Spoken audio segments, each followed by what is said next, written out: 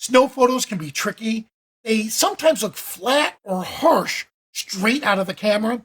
Well, in this practical edit, we're going to work on creating a beautiful wraparound light that's going to add a beautiful glow to our scene.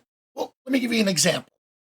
So here we are. This is what we're going to work towards, and I'm going to show you the original.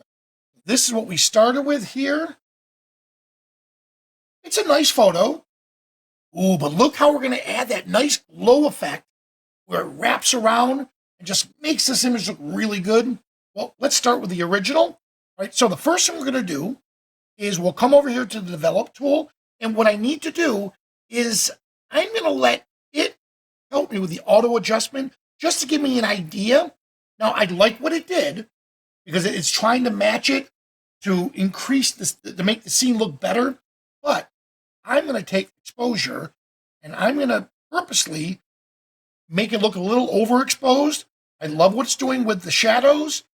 Bring the highlights down a little bit and the black tones. Instead of working on the contrast here, I do like how it automatically adjusted it to where the black doesn't come out as harsh. So now that we have it, this right here is a good starting point. Now let's do the star of the show. And that right here is the Orton effect. Now this Orton effect, there's two versions. We have regular Orton and then the Orton soft. Let's work with both of them just to see which one will look great for this scene. Now I'm going to give it an arbitrary amount. Softness looks good. And for the brightness, yeah, let's bring it back just a little bit. And then contrast, and then the warmth. Now we're going to adjust the face. What I'm looking at right now is just how it's adding that beautiful glow effect outwards, on the image. Now, the Orton effect was created by Michael Orton back in the 80s. What he did was he took two slides. One was sharp, the other was a blurred image. And when he put them together, he got the best of both worlds, the sharpness and the softness. So it's like that sweet and sour when it comes to cooking. It's a interesting effect. It's like, wait, you're contradicting yourself. Well, in this here, if you notice, it's taking the whites, making them look soft, but it's preserving some of the detail. So we're going to enhance it a little bit further. So let's look at the difference. That looks good, but I want to see what the soft does. And if the Orton soft effect, that's a little too harsh, so let's bring it back a little bit. You know what? I like it right about there. I do like how it's making the colors a little bit softer. What I don't like is how it's affecting the face. So let's erase the effect, and let's give it maybe like an 80, around the 80th strength. So I don't want to get rid of it completely, but at the same time, I want to get rid of that effect on the face. There we have it.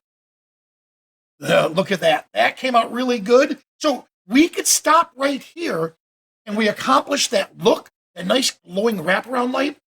Let's take it a step further.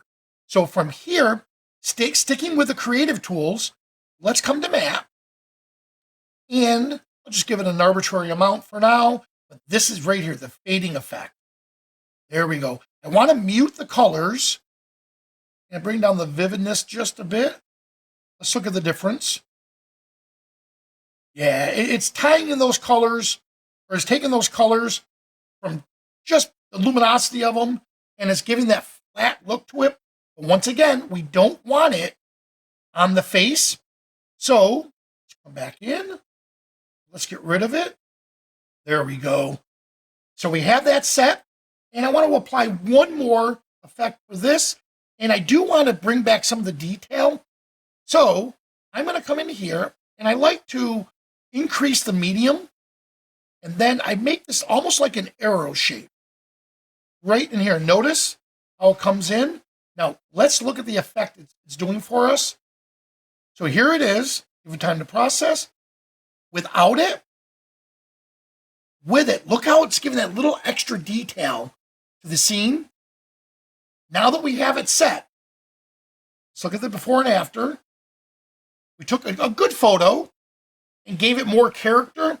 Now, we're going to add a little snow to the scene just to tie it all in.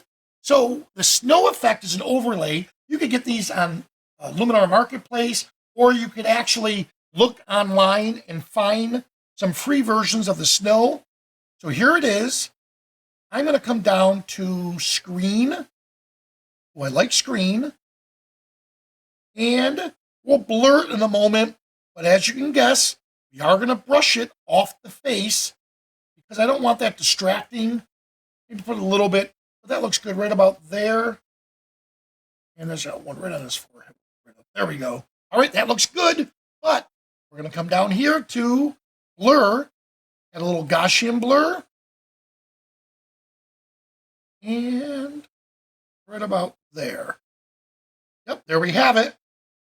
And that just ties it all in. Now, part of editing is knowing when to stop. I could take this another step further, maybe add a white vignette around it, but I like where it's at. So once you get done with your editing, step away from it for a little bit, go back to it, and see if you can add to it or take away from it, and you'll go from there. So that's how we're going to add a beautiful glow effect into our winter photos. Give it a try on your next winter scenes, and please always leave comments. Let us know what works for you and share some of your results. We'd love to see what you create.